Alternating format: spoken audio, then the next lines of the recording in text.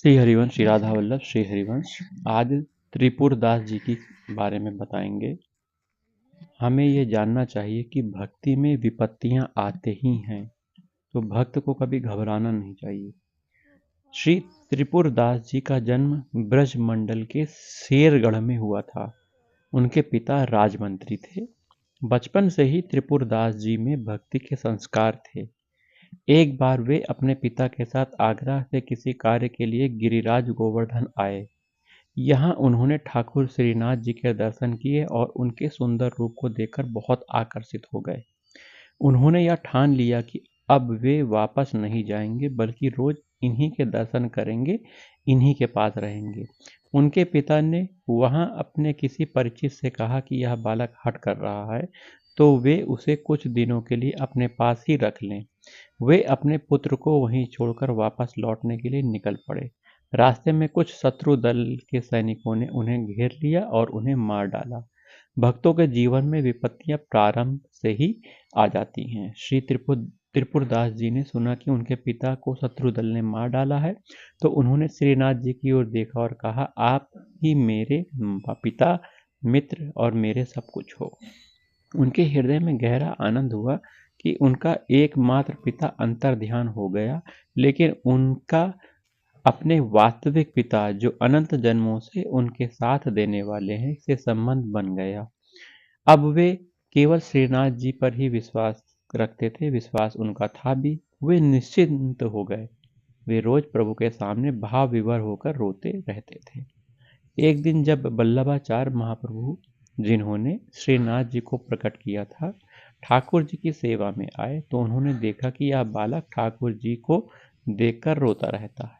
वल्लभाचार्य जी ने अपने अनुयायियों से पूछा और उन्हें बताया गया कि वह एक राजमंत्री का पुत्र है, जिनके पिता यात्रा के दौरान मारे गए और वह श्रीनाथ जी में बहुत आसक्त लगा है।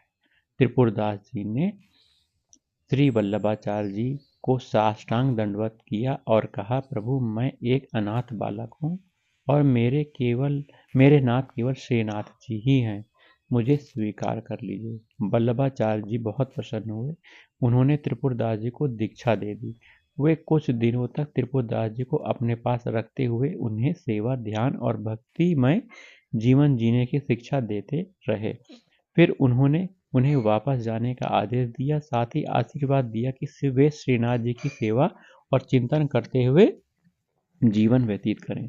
गुरु का आज्ञा पालन करते हुए वे अपने पिता की नगरी में चले गए। श्री त्रिपुरदास जी जब कुछ बड़े हुए तो राजा ने उनके पिता का पद उन्हें सौंप दिया और वे राजमंत्री बन गए। श्री त्रिपुरदास जी जानते थे कि धन का वास्तविक सार्थकता यही है कि उसका उपयोग संतों की सेवा में किया जाए।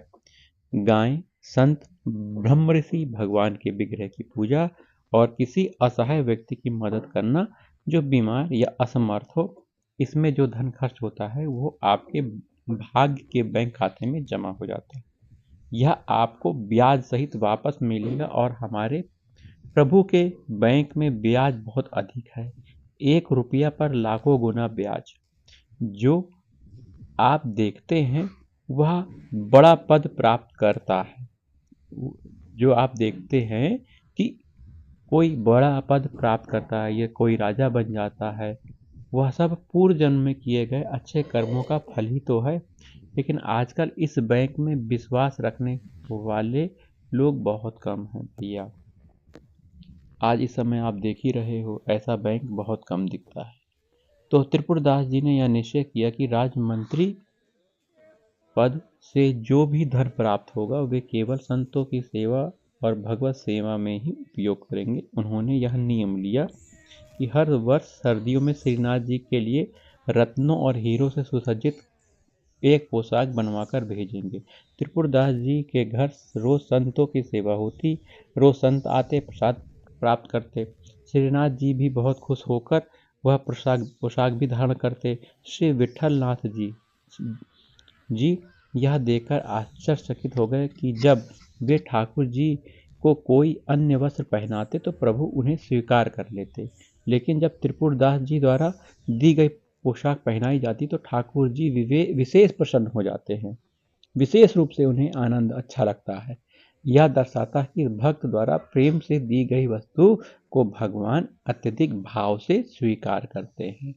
श्री त्रिपुरदास जी से द्वेष करने वालों ने राजा से शिकायत कर दी एक बार, तो कि राजमंत्री होने का फायदा उठाकर राजधन का दुरुपयोग कर रहा है यह त्रिपुरदास।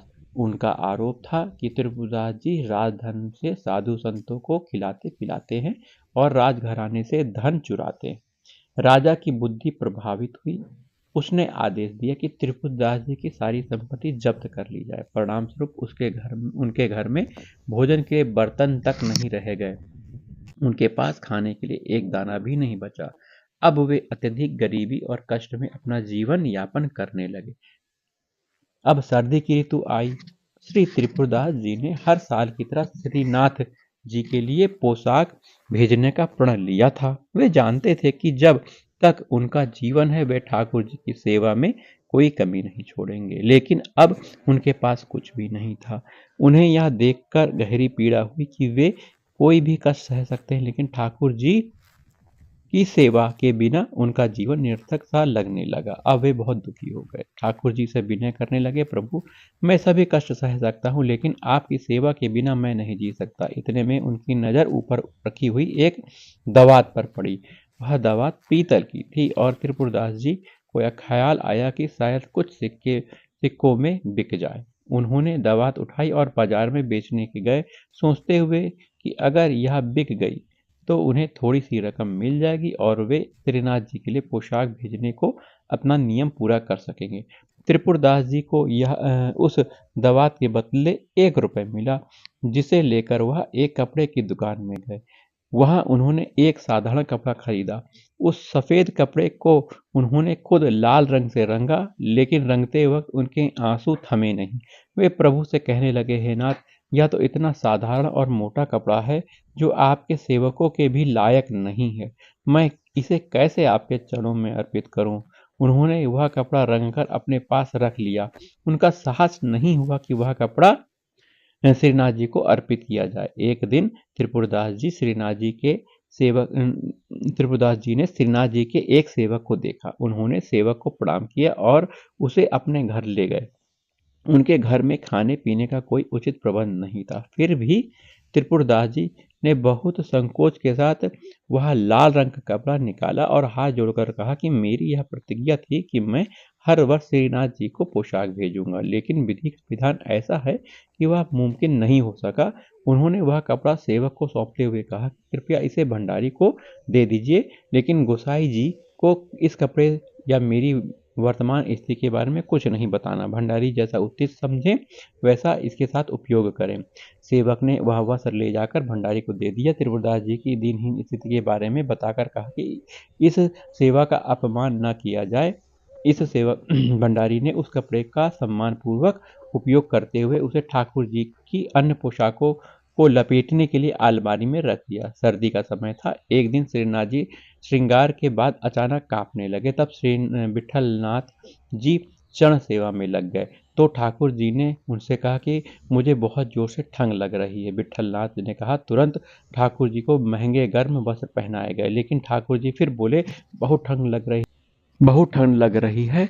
पर श्री विठलनाथ जी ने तुरंत अंगीठी जलाकर ठाकुर जी के पास रखी, लेकिन ठाकुर जी फिर भी कांपते हुए बोले, मुझे बहुत ठंड लग रही है। गोसाई जी समझ गए कि यह साधारण ठंड नहीं है, या तो किसी भक्त के हृदय की पीड़ा का संकेत था। गोसाई जी बहुत संकुचित होकर बोले, प्रभु अब क्या उपाय करूं, बताओ आप। मैंने आपको गर्म पोशाक पहना दी, अंगीठी भी आपके पास रख दी, फिर भी आप कह रहे हो कि आपको ठंड लग रही है। तो विठलनाथ जी का विचार आया कि किसी भक्त को भेजे हुए वस्त्र का अपमान तो नहीं हो रहा है। उन्होंने सेवकों को बुलाकर कहा, तत्काल बही खाता लाओ, देखो कि इस वर्ष किस किस की पोशाक आई है और किसकी नहीं आई है। सेवकों ने बही खाते में से सभी के नाम सुनाए, लेकिन त्रिपुरदास जी का नाम उसमें नहीं था। विठलनाथ जी ने पूछा कि आपने त्रिपुरदास जी का नाम क्यों नहीं सुनाया? तो वे हर वर्ष ठाकुर जी की सेवा की पोशाक तो भेजते थे, इस वर्ष आपने नाम क्यों नहीं सुनाया? क्या इस वर्ष उन्होंने कुछ नहीं भेजा? सेवक ने बताया, राजा द्वारा उनका सारा धन नष्ट कर दिया गया है, उनका सब कुछ छीन लिया गया है। विट्ठलनाथ जी ने फिर पूछा, क्या इस वर्ष उन्होंने कुछ नहीं भेजा? सेवक ने उत्तर दिया, उन्होंने केवल एक लाल रंग का साधारण वस्त्र भेजा है, जो ठाकुर जी की पोशाक लायक नहीं था, इसलिए हमने उसे पोशाकों को लपेटने के लिए इस्तेमाल में यूज कर लिया है और अलमारी में रख दिया है। विट्ठलनाथ जी ने तुरंत समझ गए कि ठाकुर जी को ठंड लगने की वजह यही है। उन्होंने तुरंत दर्जी को बुलाया और साधारण कपड़े से ठाकुर जी के लिए सुंदर पोशाक बनवाई। जैसे ही ठाकुर जी ने वह पोशाक धारण की, वे मुस्कुराए और बोले, हाँ, अब मुझे सर्दी नहीं लग रही है, सर्दी मेरी दूर हो गई है। हमारे ठाकुर जी बड़े रिझवार हैं, वे केवल प्रेम और भाव से रीझ जाते हैं। इसी भाव को दृढ़ करने के लिए हम महापुरुषों के पावन चरित्र पढ़ते हैं। कैसी भी परिस्थिति हो, आपका नियम न टूटे, आपका भजन न छूटे। प्रभु के प्रति जो नियम बनाओ उसका पालन करो। इससे हम निश्चित रूप से प्रभु को पालेंगे। सुख में कभी प्रभु को भूल मत जाना और दुख में घबराकर भक्ति को मत छोड़ देना। अगर आपको बहुत सुख मिलेगा जब भगवान की आप भक्ति करोगे, भगवान से प्रेम करोगे, भगवान से सेवा करोगे। अगर आपने ऐसा किया तो आप अंदर से आनंदित रहोगे। यह भक्ति दुख सुख देने वाली नहीं, बल्कि सुख दुख में समान स्थिति प्रदान करने वाली होती है। तो भगवान का भजन करते हुए आप इस जीवन को बिताइए। जीवन का उद्देश्य भगवत प्राप्ति है। भगवत प्राप्ति करने के लिए आपको करना क्या है? भगवान के आश्रित हो जाना है, भगवान के शरणागत हो जाना है। शरण में रहकर भगवान का खूब चिंतन करना है, नाम जाप करना है, भगवान की कथा सुनना है। ये सब कर्तव्य आपको करने हैं और इसमें आपका कर्तापन भाव ना रहे कि मैं कर रहा हूँ, मैंने किया, इस तरह का भाव ना रहे। क्योंकि भगवान का भक्त घमंड और अहंकार से विहीन होता है। तो आपको ये सब करना पड़ेगा। भगवान की प्राप्ति का आपका उद्देश्य होना ज़रूरी है।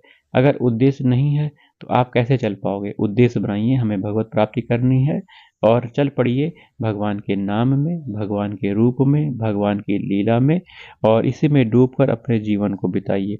राधा वल्लभ श्री हरिवंश श्री वृंदावन श्री वंदन। जय जय श्री राधा। जय जय श्यामा जय जय श्याम, जय जय श्री वृंदावन धाम। जय जय श्यामा जय जय श्याम, जय जय श्री वृंदावन धाम। मेरी श्यामा मेरो श्याम, मेरो श्री वृंदावन धाम। प्यारी राधा तेरो नाम, प्यारो श्री वृंदावन धाम। राधा राधा राधा राधा, श्री राधा राधा राधा राधा, श्री राधा